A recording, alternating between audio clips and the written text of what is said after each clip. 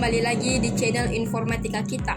Kali ini kita akan bahas materi penting banget buat kita sebagai mahasiswa TI, yaitu tentang skala maturity framework dalam pengembangan organisasi dan teknologi informasi. Betul banget, mungkin kalian sering dengar COVID, CMMI, ITIL atau TOGIF, tapi belum paham apa itu maturity model dan kenapa organisasi butuh evaluasi tingkat kematangan mereka.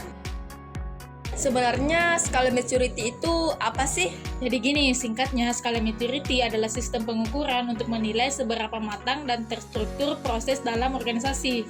Ya, misalnya apakah proses di organisasi tersebut masih asal jalan, belum terdokumentasi atau justru sudah standarisasi dan selalu dievaluasi untuk ditingkatkan. Jadi konsep ini awalnya terkenal melalui CMM atau Capability Maturity Model dari Carnegie Mellon University di akhir tahun 80-an. Lalu dikembangkan menjadi CMMI dan diadopsi juga oleh framework lain seperti COVID dan ITIL. Selanjutnya kita bahas ya, tahapan maturity itu biasanya dimulai dari level 0 sampai 5. Apa saja sih itu? Jadi yang pertama ada level 0. Ini disebut non-existent, artinya organisasi belum punya proses formal dan belum ada dokumentasi. Kalau level 1 yaitu initial and hook, prosesnya belum teratur dan sangat bergantung pada individu. Biasanya organisasi di level ini masih reaktif. Level 2 disebut dengan repeatable but intuitive. Proses ini mulai berulang, ada pola kerja, tapi belum terdokumentasi dengan baik, masih bergantung pada pengalaman tim sebelumnya. Level 3 yaitu define. Proses sudah terdokumentasi, terstandarisasi, dan dikomunikasikan ke semua bagian organisasi.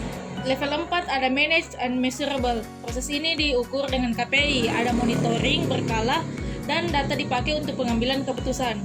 Terakhir yaitu level 5, optimize. Di level ini, organisasi punya budaya continuous improvement, inovasi, dan berbagai praktik terbaik lintas tim.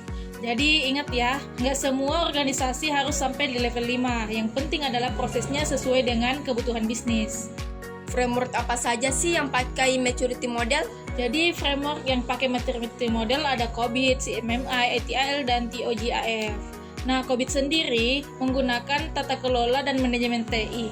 COVID-5 dan COVID 2019 punya proses capability model dengan level 0 sampai dengan 5.